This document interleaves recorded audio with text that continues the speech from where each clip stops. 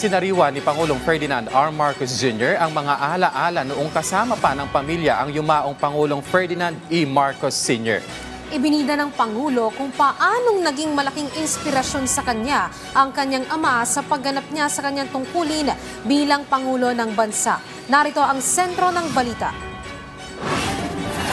Ipagpapatuloy ni Pangulong Ferdinand R. Marcos Jr. ang legasiya ng kanyang ama na si dating Pangulong Ferdinand E. Marcos Sr. Sinabi yan ng Pangulo kasabay ng kanyang pagbisita sa puntod ng kanyang ama sa libingan ng mga bayani. Kasama niya rito ang kanyang ina na si dating unang ginang Imelda Marcos. Isang misa ang isinagawa sa puntod.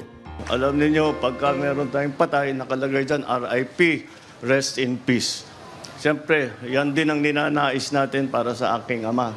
Ngunit hindi sapat na sasabihin lang natin rest in peace. Para mag-rest in peace ang aking ama, kailangan ipagpatuloy natin ang trabahong sinimulan niya, ipagpatuloy natin ang pagpaganda ng Pilipinas at ang pagmamahal sa Pilipino. Nagpasalamat naman ang Pangulo sa mga nakiisa sa kanilang pag-alala sa kanyang ama. Kaya naman mas naging makabuluhan ang aming undas dahil sa inyong pagdating at lalong-lalo na dahil nararamdaman namin na mula sa inyo ang pagmamahal ninyo. Sinariwa ng Chief Executive ang kanyang mga alaala kasama ang ama na bagaman may kasamang lungkot daw ay nangingibabaw pa rin ang inspirasyon nito sa kanya. Bata pa ako, nakita ko na yan at sinasabi ko napakagandang gabay yan. Ngayon na nakaupo ngayon ako bilang Pangulo, mas lalong naging mahalaga ang kanyang mga salita. Nagpahatid din ng pakikiisa ang Pangulo sa pag-alala ng nakararami sa kanilang mga yumaong mahal sa buhay ngayong undas.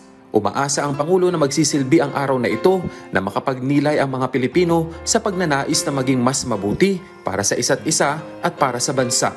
Samantala, dumistansya naman ang Pangulo sa naging pahayag ni Vice President Sara Duterte ukol sa kanyang ama. I'd rather not, thank you. I don't think... What do you think, sir, the statement is uncalled for? Huh? Is it uncalled for? Is it disrespectful, sir? Sa tanong naman kung maaayos pa ba ang relasyon niya at ng bise, Let's talk about it some other time. Kenneth Pasyente para sa Pambansang TV sa Bagong Pilipinas.